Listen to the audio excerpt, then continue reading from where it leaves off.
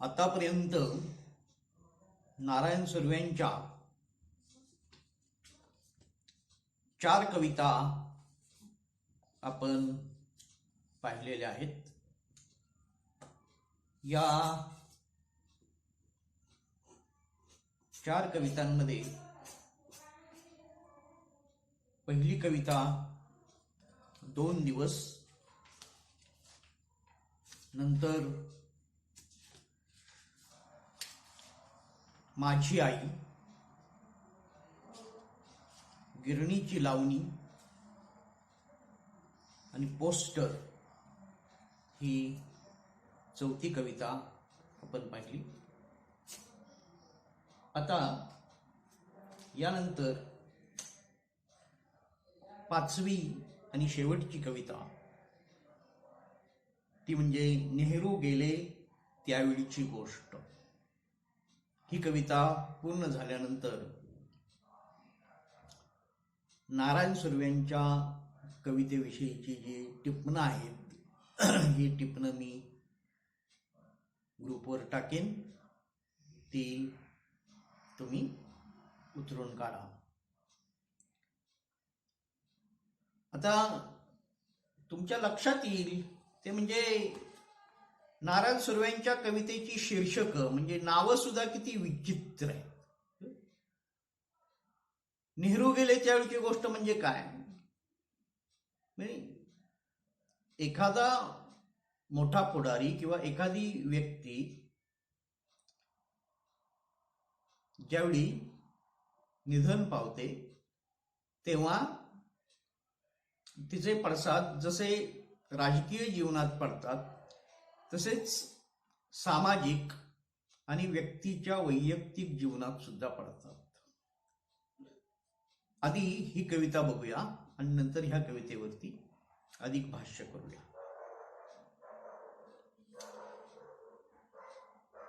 नेहरू गेले त्यावेळची गोष्ट. पाठी शेकवीत बसलेली घरे कलकलली, शहर कसे करडे होत गेले. नंतर अंजिरी, पुढे काळोखाने माणिक गिळले. दगडी गाऊन घातलेले कारखाने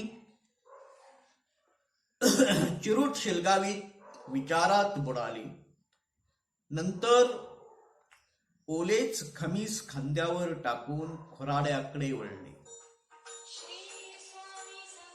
क्या हुआ ए सुंदरे, क्या हुआ ए सुंदरे, आज लोबन मत जला, नेहरू गए. सच तो चलो आज छुट्टी. शीन पेलणारे जग खाटेवर कल्ले. मी उदास खिन्न होऊन चाललो. रस्ते कसे भयान वाटले. कागदी खोळीत उजेड घेऊन चाललेला हातगाडीवाला. मी विचारले, हा प्रकाश आता कशाला नेतो आहेस? वाराव पुढे काळोख दात विचकीत असेल. नेहरू गेले त्यावेळीची गोष्ट. नेहरू गेले त्यावेळीची गोष्ट. आता ही नेहरू म्हणजे पंडित जवाहरलाल नेहरू, स्वतंत्र भारताचे पहिले पंतप्रधान. त्यांचं ज्यावेळी निधन झालं ती घटना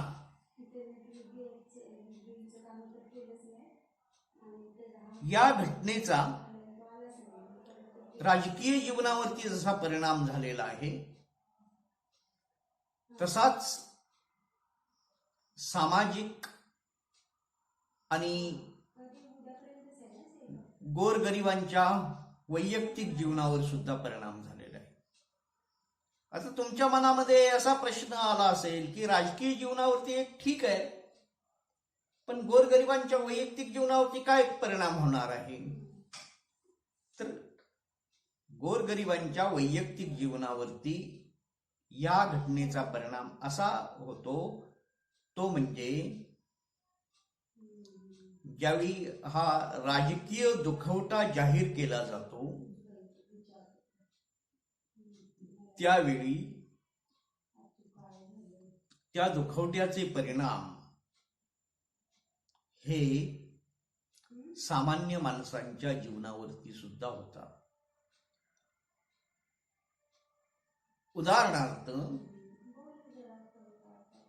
आता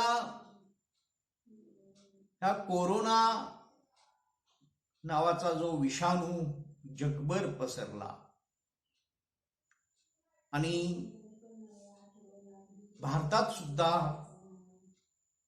प्रचंड प्रमाणात कोरोनाची साथ आली. त्यामुळं शासनानं अनेक वेळा लॉकडाऊन जाहीर केले. लॉकडाऊन म्हणजे संचारबंदी जाहीर केली. ही संचारबंदी कशासाठी जाहीर केली तर एकमेकांच्या संपर्कातून हा आजार एकमेकांना होऊ नये म्हणून. शासनाचा उद्देश चांगला आहे, शासनाचा उद्देश योग्य आहे, पण याचा दुसरा परिणाम असा झाला तो म्हणजे सामान्य माणसाच्या रोजीरोटीवर ह्याचा परिणाम मोठा झाला आहे.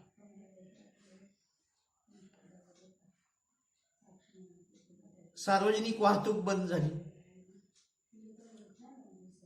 एसट्या बरेच दिवस थांबल्या. कालांतराने एसट्या सुरू झाल्यानंतर सुद्धा अजून सगळीकडे पुरेशी वाहतूक ही सुरू झालेली नाही. जी सुरू झालेली आहे तिच्यात एकेका बाकावरती एक एक जण बसूनच चाललेला आहे. म्हणजे पूर्वी जशा खचून एसट्या जायच्या तशा आता खचून एसट्या जात नाहीत. शाळा बंद आहेत, कॉलेज बंद आहेत आणि त्या अनुषंगानं समाजात बऱ्याच ठिकाणी बेकारी निर्माण झाली. तसंच एखादी घटना घडत असते पण तिचे विपरीत परिणाम सुद्धा तसेच निरनिराळ्या क्षेत्रात घडत असतात. नारायण सुर्वे ज्यावेळी एखादं तत्वज्ञान सांगतात तेव्हा हे तत्वज्ञान कधीही कोरडं तत्वज्ञान सांगत नाही, तर हे तत्वज्ञान सांगताना सुद्धा बोलक्या पद्धतीनं तत्वज्ञान सांगत असतात. नेहरू गेले त्यावेळीची गोष्ट ही नारायण सुर्वे यांची राजकीय भान व्यक्त करणारी महत्वाची कविता आहे. भारताला सार्वभौम समाजवादी धर्मनिरपेक्ष लोकशाही गणराज्याचं अधिष्ठान प्राप्त करून देण्यामध्ये भारताचे पहिले पंतप्रधान पंडित जवाहरलाल नेहरू यांचा सिंहाचा वाटा होता, म्हणजेच मोठा वाटा होता. न्याय, स्वातंत्र्य, समता आणि बंधुता या मूल्यांसाठी नेहरूंनी आपली हयात खर्ची केली. स्वतंत्र भारताचे पहिले पंतप्रधान म्हणून स्वतंत्र भारताच्या जडणघडणीतले त्यांचे योगदान देखील अगदी महत्वपूर्ण असं आहे. अशा बहुआयामी लोकनेत्याच्या निधनाचं जसं सर्व क्षेत्रांवर दूरगामी वृत्त येतं आणि ह्या वृत्तामुळं सर्व क्षेत्रावर जे दूरगामी परिणाम होतात तसेच ते कष्टकऱ्यांच्या जगावरही झाल्याचं ही कविता अधोरेखित करते. नेहरूंच्या निधनाच्या बातमीमुळं शहर करडं अंजेरी झालं. करड्या आणि अंजेरी रंगाला असलेली दुःखाची छटा इथं अभिप्रेत आहे. काळोखानं माणिक गिळलं अशा शब्दात नेहरूंच्या निधनाचा वर्णन हे नारायण सुर्वेंनी केलेलं आहे. नेहरूंच्या जाण्यानं कष्टकऱ्यांचे जग कशा कशा पद्धतीनं विचार करते किंवा कष्टकऱ्यांच्या जगावर त्यांच्या जाण्याचा होणारा जो परिणाम आहे, हा त्यांच्या जाण्याचा होणारा परिणाम कसा आहे हे सुर्वेंनी व्यक्त केलेलं आहे. दगडी गाऊन घातलेले कारखाने विचारात बुडाले. आता कारखान्यांनी खरोखर दगडी गाऊन घातलेले आहेत का? तर नाही. कारखाने काही दगडी गाऊन घालत नाही. मग असं का म्हटलंय त्यांना? तर दगडांच्या उंच उंच भिंती असणारे कारखाने, त्याला दगडी गाऊन घातलेले कारखाने असं म्हटलंय. ओलेच खमीस खांद्यावर टाकून खुराड्याकडे वळले. त्यामध्ये काम करणारे जे कामगार आहेत, हे काम करणारे कामगार, त्यांच्या अंगातून घाम गळतो आहे. परंतु नेहरू गेल्याचं कळल्यानंतर, नेहरू गेल्याची बातमी आल्यानंतर राजकीय दुखवटा जाहीर होतो आणि सगळीकडं सगळे उद्योगधंदे, सगळे कारखाने, सगळी कार्यालय बंद ठेवली जातात. त्यांना श्रद्धांजली म्हणून बंद ठेवली जातात. यासाठी ओले खमीस एक घाम गाळणारा जो समाज आहे, घाम गाळणारा जो वर्ग आहे, तो आपले ओले कपडे खांद्यावर टाकून आपापल्या खुराड्याकडे वळतो, म्हणजे आपापल्या झोपड्यांकडे वळतो. नेहरूंच्या जाण्याचा कवितेत दिसणारा हा जो दृश्य परिणाम आहे, हा दृश्य परिणाम असा असला तरी समाजभान असणारा कोणी म्हणतो, आज लोबन मज्जला नेहरू गये. तर भान नसणारा कोणी म्हणतो, सच तो चलो आज छुट्टी.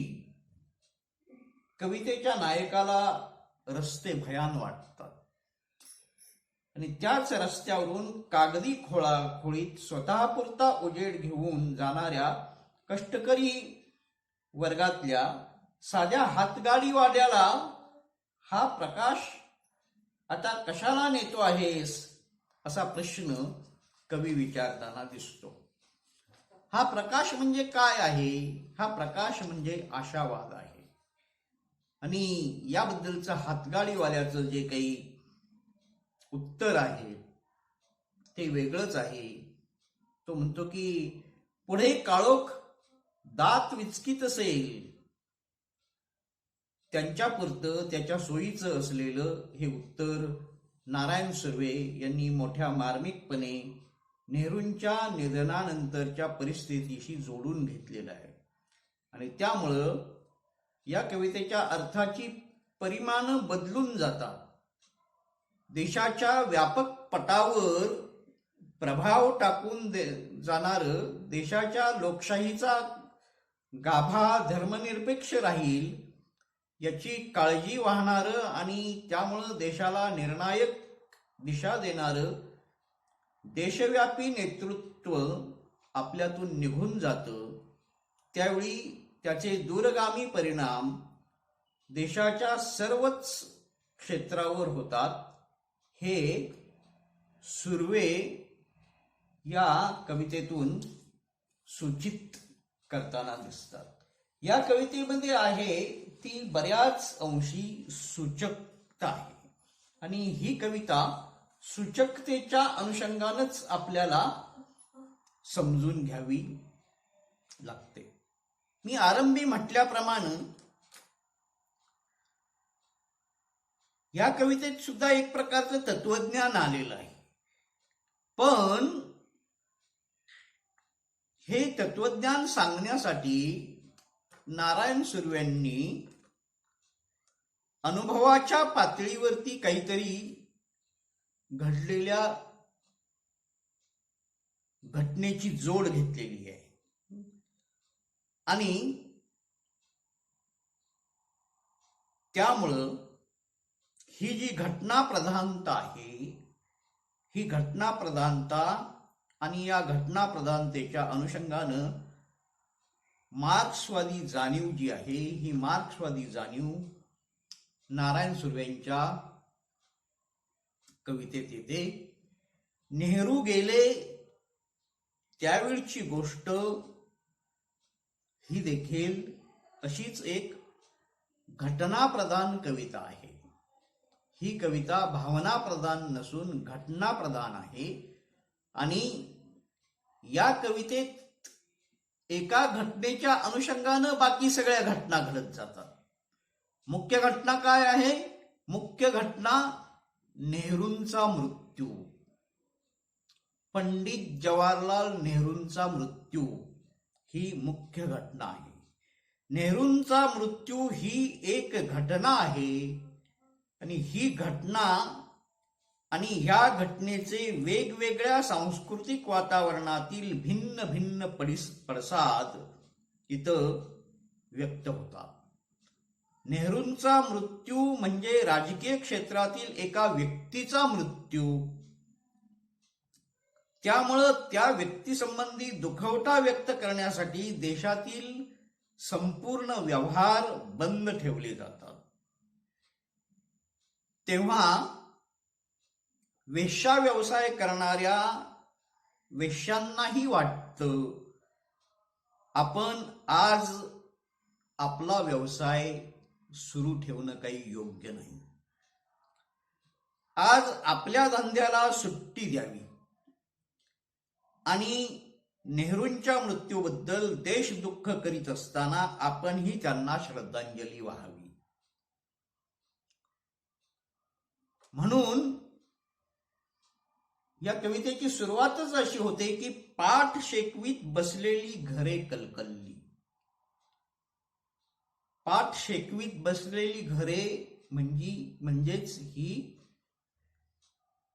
ज्यांच्यावरती शोषण होत आहे अशांची घरं. वेश्यांचं सुद्धा एका अर्थानं शोषणच होत आहे. शोषणच नाइलाजानं त्यांना हा जगण्यासाठी व्यवसाय करावा लागतो. त्यामुळं त्यांचं सुद्धा समाजाकडून शोषणच होत असतं. आणि ही पाठ शेकवीत बसलेली घरं कलकलतात. शहर करडं होत जातं. नंतर अंजेरी नेहरूंच्या मृत्यूची बातमी आल्यावर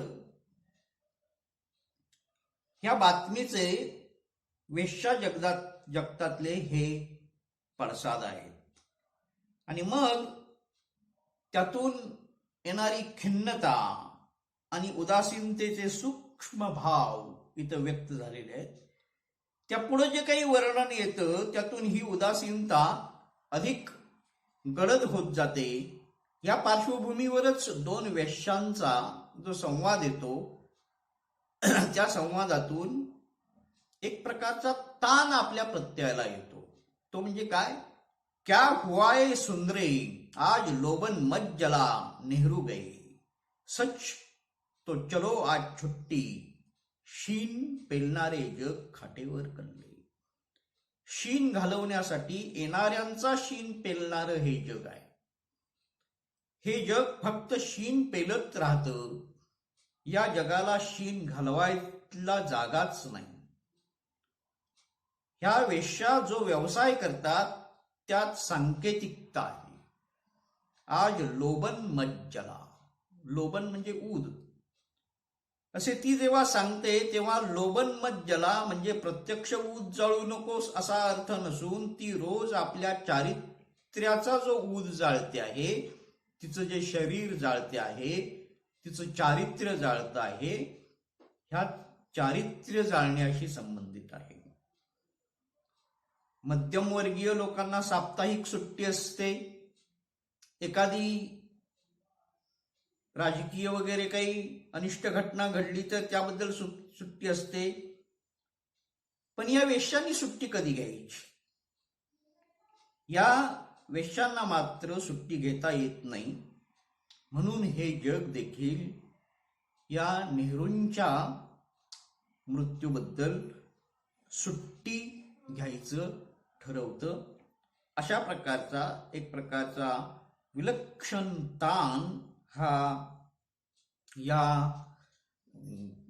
कवितेमध्ये कवीनं जाणवून दिलेला आहे. अशा प्रकारची ही कविता आहे.